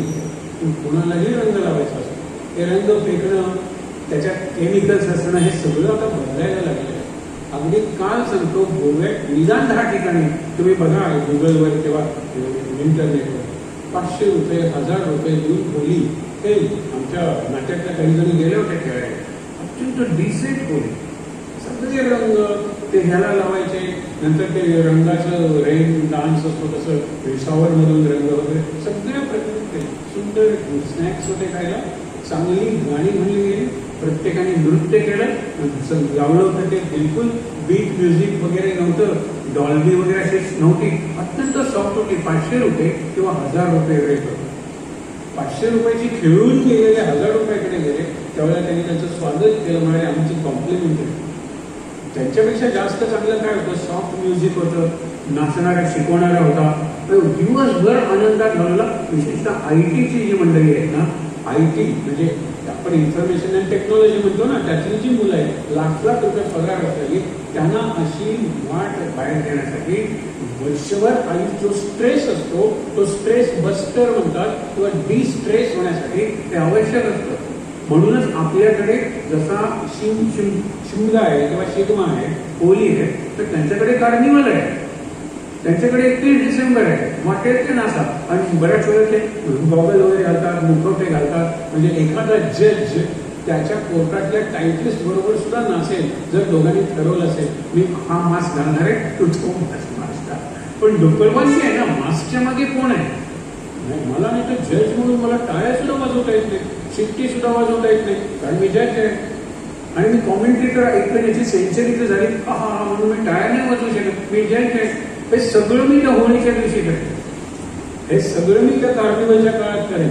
हा जो भाव आहे त्याला आपण बाहेर घेतो आणि आपली बावेल्स म्हणजे आतडी स्वच्छ करतो. मन कोण स्वच्छ करणार आहे? त्याला मेंटल पर्जिंग म्हणतात, पर्जेटिव्ह. हे जे असे सण आहेत, प्रत्येक संस्कृती आहे की त्या दिवशी तुम्ही तुमच्या मनातले सगळे खळ मळ जे आहेत ना, ते बाहेर काढा, व्यक्त व्हा, एक्सप्रेस युअर सेल्फ फ्रीली. हा त्यातला मुख्य अर्थ आहे. आणि हे गोकुळात कृष्णाने सुरू केलं. कृष्णाने तुम्हाला सांगितलं ना, यशोमती मैया से बोले नंदलाला, राधा क्यों गोरी मैं क्यों काला. 2 उत्तर दिलेले आहेत यशोमती मैयाने. हा कृष्ण काळा का, त्याचे 2 उत्तर दिलेले आहेत. एक म्हणजे तो अंधाऱ्या रात्री जन्मला असते, तो रामही काळाच होता, पण तो दिवसा जन्मला. तू अंधाऱ्या रात्री वद्य पक्षात अष्टमीला, बरोबर, अंधार आणि अंधार म्हणून तू का. दुसरी गोष्ट काय, राधा काळ काजळ घालते आणि कजराऱ्या नैनाने तुझ्याकडे काळा कटाक्ष टाकते आणि टाकतच राहते. ग्लान्स म्हणजे कटाक्ष बघत राहते तुझ्याकडे, म्हणून तू काळ आहे. मग आता मी काय करू? राधाला काही करतो, कसं करू? रंग घे आणि तिच्या गालावर कपाळावर वगैरे लाव. त्यातून ती सुरू झाली ना. इतका इनोसंट आहे याच्यात. तो जातो आणि वय त्याचं 12पेक्षा कमी आहे हो, आणि ते राजा ही सगळी गंमत आहे. म्हणून समानता आणि समता, equality and equity. Equity is based on justice आणि equality is based on mathematics. 100 रुपये 4 मुलांना वाटायचे, 25-25-25, ही इक्वालिटी झाली. पण माझा एक मुलगा पोलिओने एफेक्टेड आहे, त्याला उभं राहता येत नाहीये, 50 रुपये मी त्याला दिली, आईची वाटणी आहे. आणि आई फेअर अँड जस्ट, न्यायी आई आहे. वडील नाही, 25-25 रिकामे झालं समाधान. तिचा भाऊ आलेला आहे परदेशातून आणि तो 100 रुपये देतो. रामकृष्णांनी सांगितलेली कथा आहे. तुझ्या मुलाला वाट की पहिल्यांदा पोलिओवाल्या मुलाकडे जाते आणि त्याला 50 रुपये देते. तो तुझी कसली वाटली, थांब ना जरा. नंतर दुसरा मुलगा आहे, तो कमी शिकलेला आहे आणि तो मेकॅनिक म्हणून काम करतो. मालकाने लाख मध्ये त्याची नोकरी गेलेली आहे, त्याला ती 20 रुपये देते आणि बाकीचा एक 15 रुपये त्याला आणि त्याला परमनंट नोकरी आहे, जो शिकलेला आहे, त्याला द्यायची आहेत म्हणून. त्यावेळेला तो म्हणतो, मी काय बघत होतो की चौघात नाही तिघात तू 100 रुपये कशी वाटते, उरलेल्या रुपयाचं काय करतात, 33 तिघांना दिले. हा तिच्या भावाचा म्हणजे मुलांच्या मामाचा हिशोब आहे. रामकृष्ण सांगतात, अरे हे मॅथमॅटिक्स आहे, आणि इक्विटी जस्टिस नाही आहे, जस्टिस आईने केलेलं आहे. त्याला काय बघायचं असतं, 1 रुपया 33 द्यायचं, त्या 1 रुपयाचं आपलं बहीण काय करते, स्वतःसाठी ठेवते का गुल्हेर आपण म्हणतो ना त्या मिलियनमध्ये टाकते का याच्यात देवाच्या याच्यात टाकते, त्याला बघायचं असतं. 1 रुपयात ते सुद्धा समजा 33 पैसे वाटले, 1 पैशाचे ती काय करते हे बघायला तो थांबलेला आहे. तिने 50 रुपये त्याला दिले, 30 रुपये मधल्या मुलाला दिले, 20 रुपये मुलाला दिले मोठ्या, कारण तो परमनंट नोकरीचा शिकलेला आहे, दुसरा शिकलेला नाहीये आणि तिसरा उभाच राहू शकत नाही. त्यावेळेला त्याच्या डोळ्यात पाणी आलं की असं डिस्ट्रीब्युशन फक्त देव आणि संत करू शकतात. म्हणून आपल्या घरातला देव आणि आपल्या घरातला संत जर कुठला असेल तर आपली आई आहे. म्हणून एकाने कवितेत सांगितले, आई आ म्हणजे आपला आणि ई म्हणजे ईश्वर. आपला ईश्वर आपल्या घरातच आहे. त्या आईची तुम्ही कधी तुलना पैशात करू नका. मोल नाही आहे, ती अमोल आहे, अनमोल आहे, हे लक्षात ठेवा. म्हणून लक्षात घ्या की ज्या वेळेला दर्शनाचं तुम्हाला सांगितलं, आता चौथी कथा एक पद्माची तुम्हाला सांगितली, एक गोपीची. ज्यावेळेला रुसून आली ना, द्वारकेत सुद्धा तू राधेला आणलीस. एरवी आपली ही सगळी गमतीदार कथा असतात. राधा याच्यातच राहिली, राधा नावाची व्यक्ती भागवतात नाहीये. हे पुढे कवी झाला, जयदेवानी गीत गोविंद लिहिलं, त्याच्यात राधा आणि कृष्णाचा शृंगार दाखवला, त्याच्यात कृष्ण वयाने राधेपेक्षा मोठा दाखवला. तसं नाहीये. कृष्ण 12 वर्षाचा असताना गेलेला आहे आणि राधा जर गोकुळात असेल तर गोकुळातच राहिलेले. आयुष्यात कधी राधा भेटलेली नाही त्याला. पण या कवीने केलेलं आहे, त्याही सुंदर कविता आहे, त्याही भाव कविता आहे. आणि राधा आणि कृष्ण ही अमर जोडी आहे. त्याला किशोर म्हणतात, किशोरी आणि किशोर. त्याला जुगल किशोर म्हणतात. जुगल म्हणजे युगुल, युगुल म्हणजे 2 जोडी, दाम्पत्य, असं सगळेजण म्हणतात. श्रीकृष्णातली श्री ही राधा आहे, श्रीराम मधली श्री ही सीता आहे, श्री ही ती शक्ती आहे. त्याच्याशिवाय पुढच्या राम आणि कृष्णाला काही अर्थ नाहीये.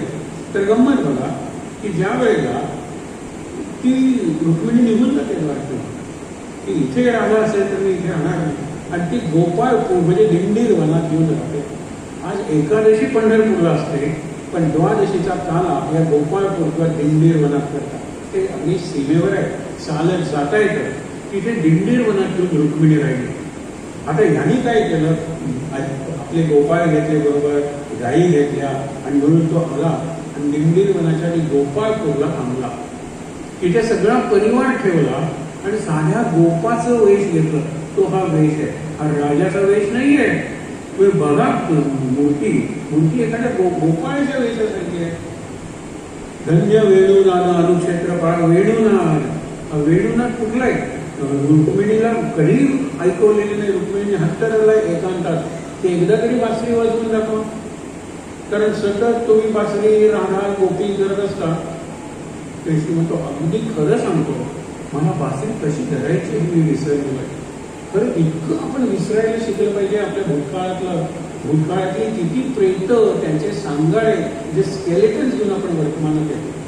आणि खरं भूतकाळातल्या स्मृतींची चांगल्या कमी आणि वाईट जास्त, प्रेत खांद्यावर घेऊन आपण वर्तमानात भविष्य काळाकडे जातो. ही आपल्या जीवनाची चित्रकथा, म्हणजे रडकथा. कशाला भूतकाळ सील करून टाकायचं. कृष्णाने केला कसा, मला बासरी कशी धरायची माहित नाही, मी वाजवू शकणारच नाहीये. तो कृष्ण गेला, त्या कृष्णाने विसर्जन केलं बासरीचं गोकुळाच्या सीमेवर, आणि त्याच वेळेला कृष्णाने त्या गोकुळातल्या कृष्णाचं विसर्जन केलं. आता मी निराळच कृष्ण आहे, हे लक्षात ठेवा. शरीर तेच आहे, अवस्था निराळी आहे कृष्णाने. कुरुक्षेत्रावरचा कृष्ण आणखी निराळ आहे. कुरुक्षेत्रावर गीता सांगणारा कृष्ण आहे, योगेश्वर कृष्ण.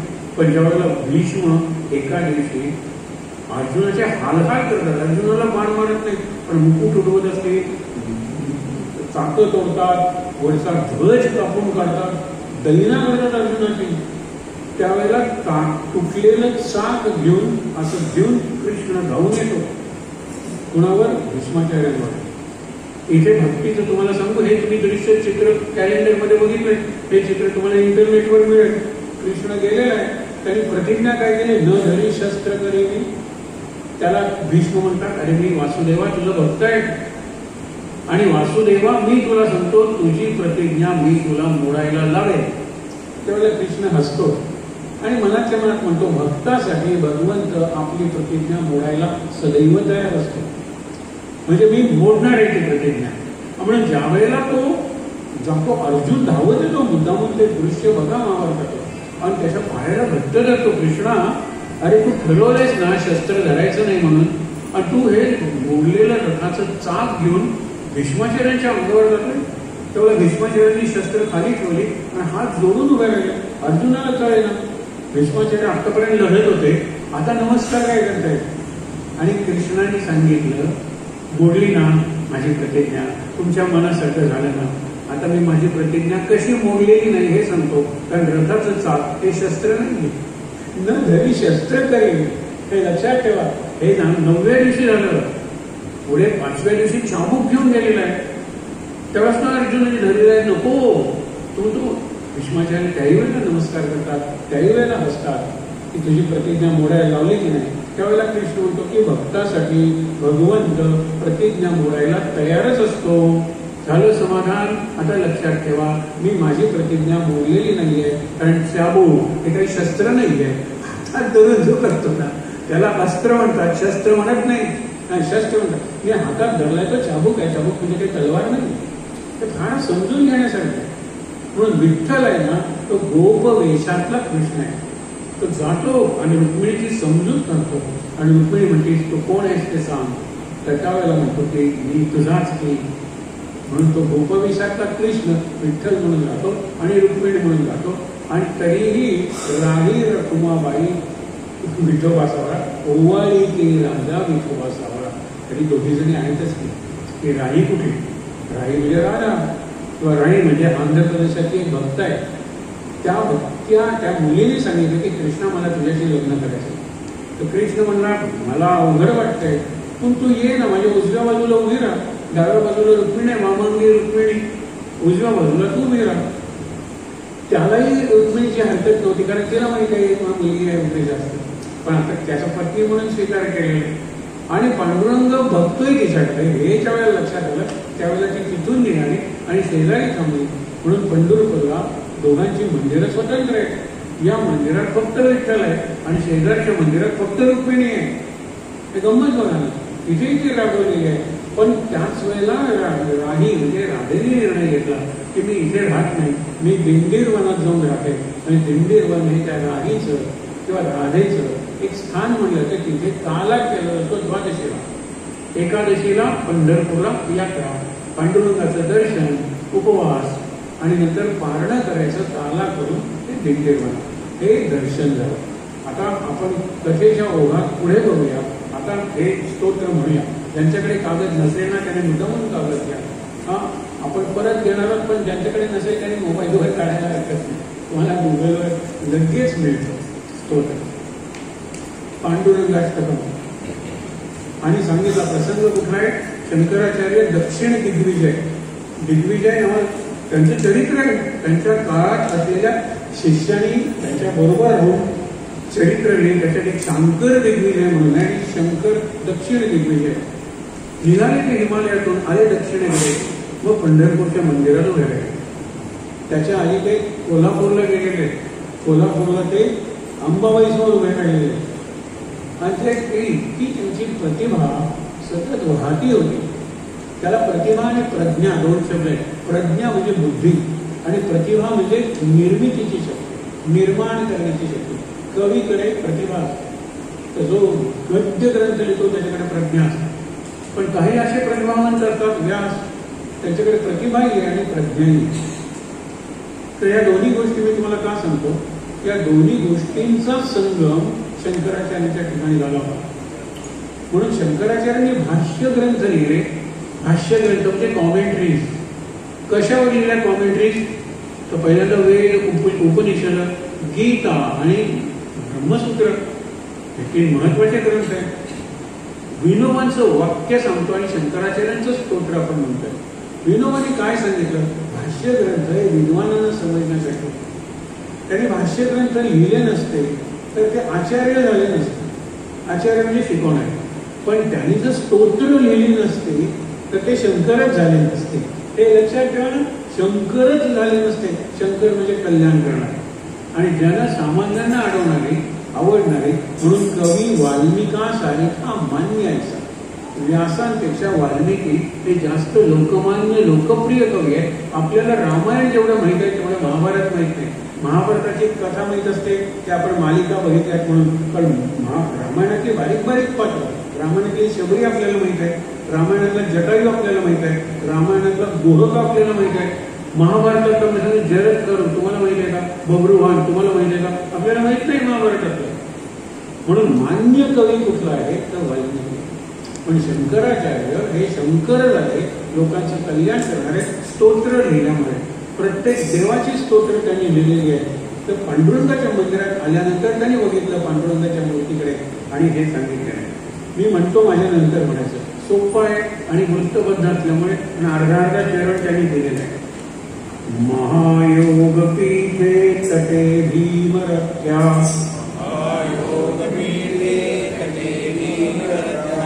वरं पुंडरीकाय दातुं मुनीन्द्रैः,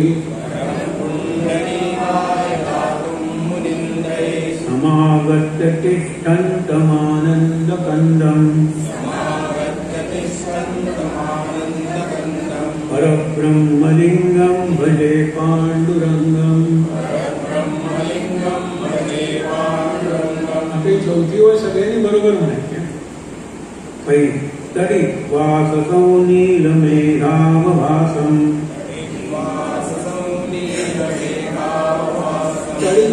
तडी वाससौ नीलमेघावभासम्, रमामन्दिरं सुन्दरं चित्प्रकाशम्, वरं द्विष्टकायां समन्यस्तपादम्. सगळ्यांनी बरोबर. परब्रह्मलिंगं भजे पांडुरंगं, प्रमाणं भवाब्धेरिदं मामकानां, नितम्बः कराभ्यां धृतो येन तस्मात्, विधातुर्वसत्यै धृतो नाविकोशः, परब्रह्मलिङ्गं भजे पाण्डुरङ्गं, स्फुरत्कौस्तुभालङ्कृतं कण्ठदेशे, कौस्तुभालङ्कृतं कण्ठदेशे, श्रियाजुष्टकेयूरकं श्रीनिवासं, शिवं शान्तमीड्यं वरं लोकपालं, परब्रह्मलिङ्गं भजे पाण्डुरङ्गं, शरच्चन्द्रबिम्बाननं चारुहासं, लसत्कुण्डलाक्रान्तगण्डस्थलान्तं, शिवं जपारागबिम्बाधरं कञ्जनेत्रं, परब्रह्मलिङ्गं भजे पाण्डुरङ्गं, किरीटोज्ज्वलत्सर्वदिक्प्रान्तभागं, किरीटोज्ज्वलत्सर्वदिक्प्रान्तभागं, सुरैरर्चितं दिव्यरत्नैरनर्गैः, त्रिभङ्गाकृतिं वर्गमाल्यावतंसं, परब्रह्मलिङ्गं भजे पाण्डुरङ्गं, विभु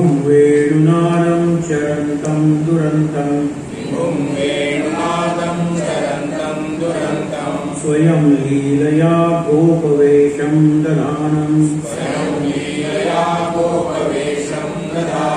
गवां वृन्दकानन्दनं चारुहासं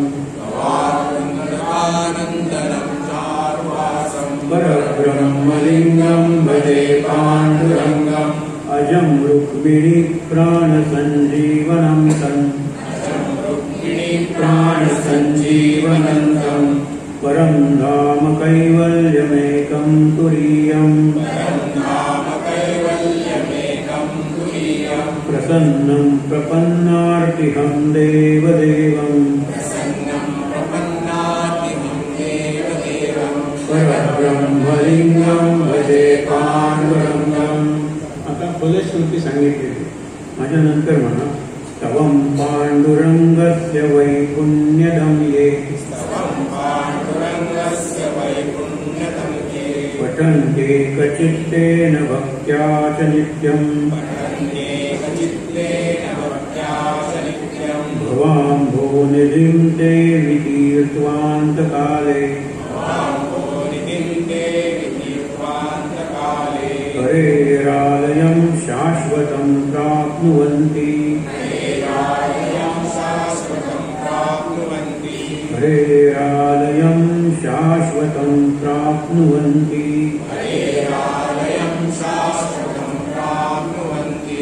इति श्रीमत्परमहंस म्हणा.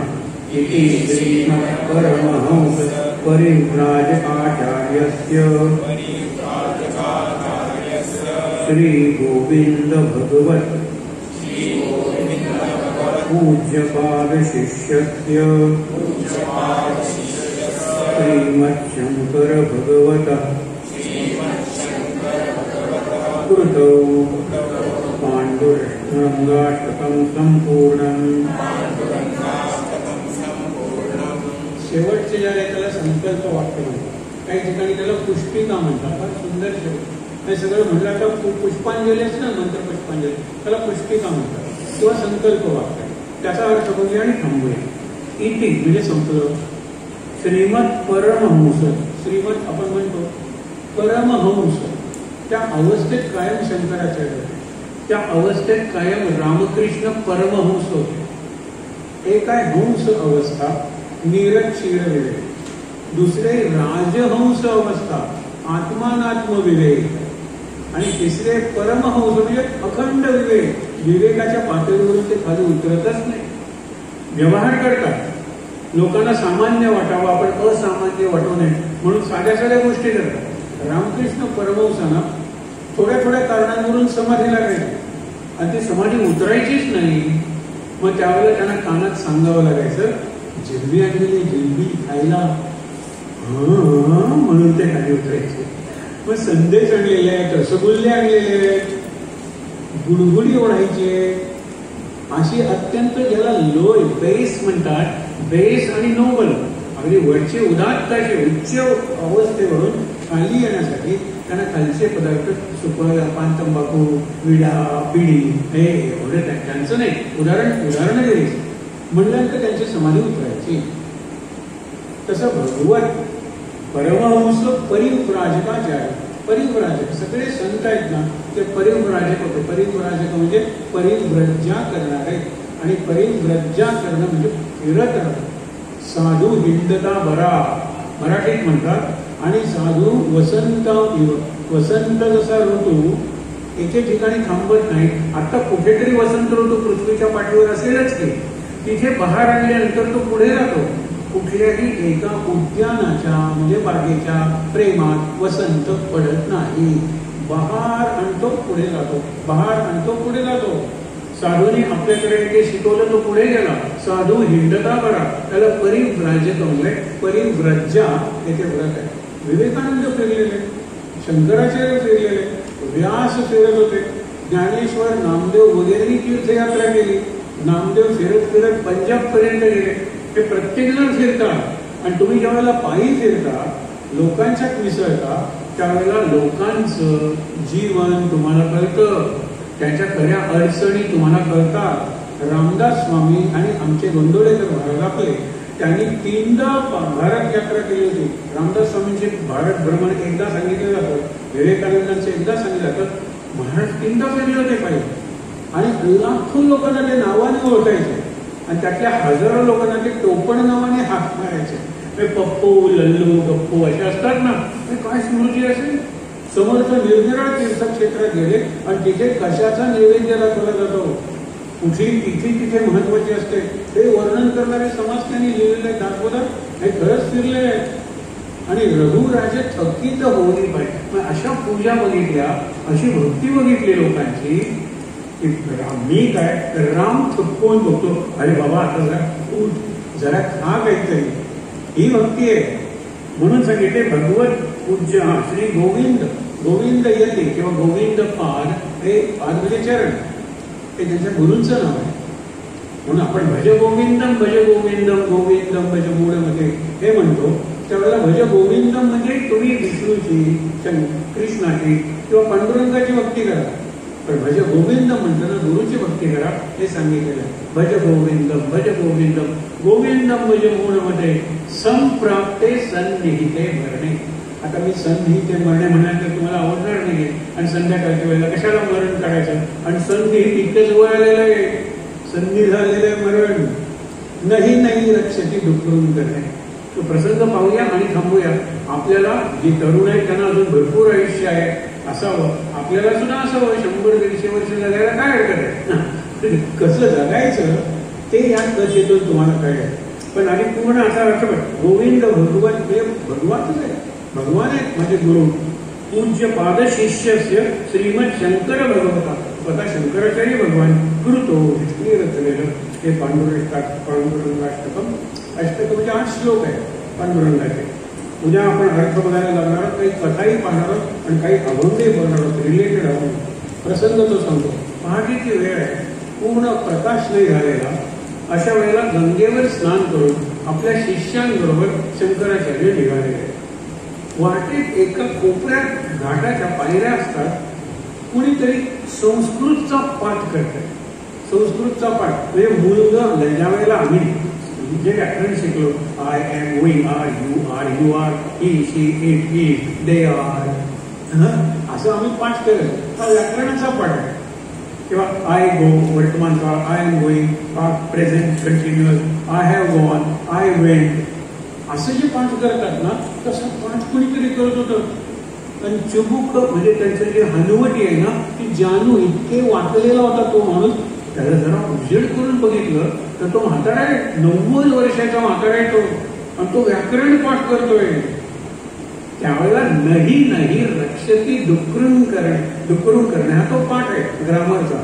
व्याकरण काय पाठ करतो. संप्राप्ते जवळ आलेला आहे, सन्निहिते मरणे, नाही रक्षती डुकरून करणे. मग काय कर, हे डुकरून करण व्याकरणाऐवजी स्मरण कर, नामस्मरण कर. भज गोविंदम भज गोविंदम. आपल्याला हे लागू नाही येतात. आणि मरण कुणाचं ठेवा हे फक्त पांडुरंगाला माहिती, हे लक्षात ठेवा. आणि रुक्मिणी कानात सांगते तेव्हा पांडुरंगाला लक्षात येतं, आमचा विटेवरचा आहे ना साधा आहे, रुक्मिणी वर्षा आहे. ती शक्ती आहे ना पांडुरंगाची, त्याच्याशिवाय पांडुरंग 28 युग उभा राहिला. रुक्मिणी आहे म्हणून. रुक्मिणी हात आहे त्याच्या, ही डावीकडची रुक्मिणी भक्तांची रुक्मिणी म्हणून लक्षात ठेवा. तर त्यावेळेला ते त्याला सांगतात, ते वर असं बघतात फक्त, पुढे त्यांचं काय झालं माहित नाही. पण आपण लक्षात ठेवलं पाहिजे, संप्राप्ते सन्निहिते मरे. आता किती माणसं 20-25 रोज अपघातात मरतात आपण बघतो. निरनिराळ्या प्रकारे तुम्हाला सांगतो, माणसं आपल्या जवळची माणसं मरायला लागली. आपलं केव्हा काल अशा भोसलेचा एक कार्यक्रम बघत असताना त्यांना 90 वर्षाचे आणि तिच्या इंडियन आयडल कार्यक्रमाला गेली होती. आणि ती रागिनी शिंदे म्हणून काय हो, आपली मुलगी आहे छोटीशी, आणि म्हणते की जिंकलं त्यांनी, तेव्हा ती वर चढली. असं वाटलं, मला गंमत वाटली. At the age of 90 she can walk independently. आणि तिचं जीवन काही लता मंगेशकरांसारखं शिस्तीचं नव्हतं. शी वॉज नॉट अ योगिनी और जोगन लाईक लता मंगेशकर. निरनिराळे दागिने घालायचे. लता मंगेशकर म्हणजे 35 साली. निरनिराळ्या प्रकारचं जेवण, निरनिराळ्या प्रकारचं जीवन, तिने आपले पती सुद्धा बदलले, हे सगळं केलं. तरी सुद्धा जी संगीतावरची निष्ठा आहे ना, ती सरस्वतीवरची निष्ठा आहे. आणि ती निष्ठा तिला चालवते, लक्षात ठेवा. आली वरती, तिच्या ह्याच्यावर म्हणाली की मी माझी गाणी तू माझ्यापेक्षा अप्रतिम म्हणली आणि किती आशा भोसलेची गाणी केली म्हणली. लताची म्हणताना तू लताची म्हणत होती आणि मला गंमत वाटली, तुझा आवाज आणि ती काय शाळेची 8वी वगैरे मुलगी आहे. आता कोटी कोटी रुपये तिच्यावर बरसात होईल, पण ती म्हणते हे सगळं माझ्या भावामुळे आहे, कारण मी जन्मले त्यापेक्षा माझा भाऊ काही एका वर्षाने मोठा असेल, त्याला जवळजवळ दोन्ही किडनी काम करत होत्या. त्यावेळेला मी काही महिन्यांची होते, त्यावेळेला माझी किडनी काढून माझ्या भावाला गेलेली आहे आणि तो अजूनही असा आहे की त्याचं आयुष्य राहावं, त्याची ट्रीटमेंट चांगली करता यावी, ह्या प्रेरणेने मी या स्पर्धेत उतरलेला आहे. आणि तो भाऊ तिचे आई वडील नेहमी दाखवतात फोकस करून, पण भाऊ आहे म्हणजे तो नीट हसूही शकत नाही, अवघड आहे. पण ती म्हणजे माझा प्रत्येक श्वास माझ्या भावासाठी आहे, काय प्रसिद्धी वगैरे असू दे, पैसे वगैरे असू दे, ते त्याच्यासाठी आहे. आणि डोळ्यात लोकांच्या डोळ्यात पाणी येतं, आपल्या ऐकणाऱ्यांच्याही डोळ्यात पाणी येतं, तिची निष्ठा येते आणि ही खरी भक्ती आहे. म्हणून आशा भोसले म्हणतात जे काही माझं उरलं सुरू आहे मी आशीर्वाद देते, त्यांना आशीर्वाद देणं आमचा प्रघात नाही आहे, आशीर्वाद सरस्वतीचे आहे. आम्ही प्रार्थना करू तुझ्यासाठी, तर मी तुला आशीर्वाद देते. माझं सगळं फार त्याची मोमेंट आहे, सध्या पुन्हा पुन्हा दाखवत आहे. मुद्दाम नाही का, रागिणी शिंदे जर तुम्ही टाकलं तर तुम्हाला तिची सर्व गाणी ऐकलं. 3 दिवसाळी गाणी तिने म्हणलेली आहे आणि पहिल्यांदा आली त्यावेळेला युनिफॉर्ममध्ये आलेली होती ती मुलगी. आता ते इंडियन आयडलच त्यांना ड्रेसेस देतात, निरनिराळे ड्रेसेस वगैरे घालते, पण ती 2 वेण्या घालून अशी ती अजूनपर्यंत 2 वेण्या घालून. हे मी का सांगतोय, ह्यांच्यावर विठ्ठलाची कृपा आहे.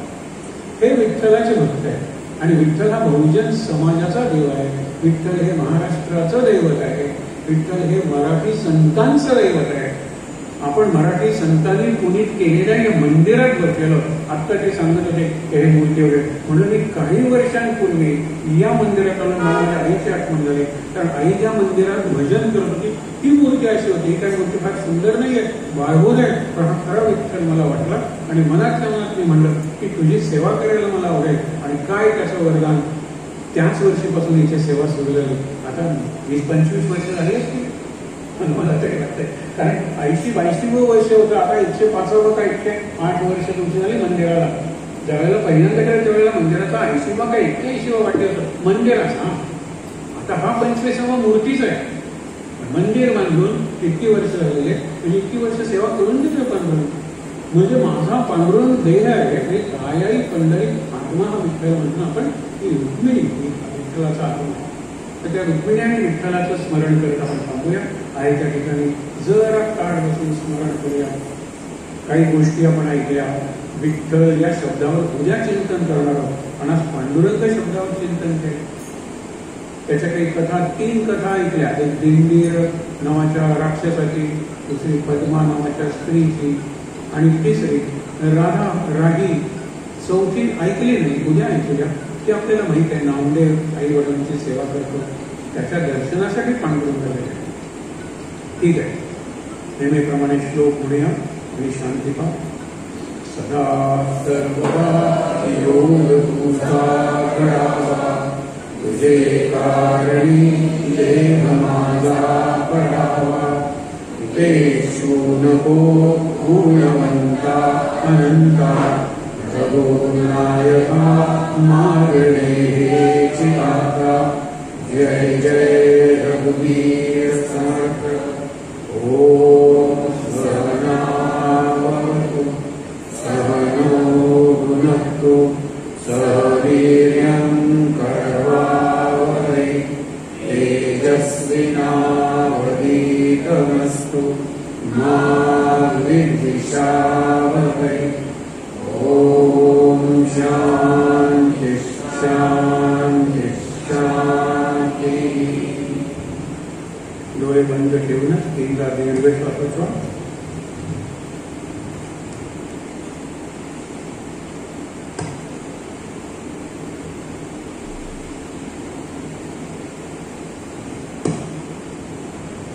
हातावर हात सोडूया. ते हात डोळ्यावर चेहऱ्यावर सोडूया. सावकाश डोळे उघडून हनुमंत पांडुरंग रुक्मिणी यांचं दर्शन घेऊया आणि इथे जमलेल्या सर्वांना नमस्कार करूया. शांत सर्वांना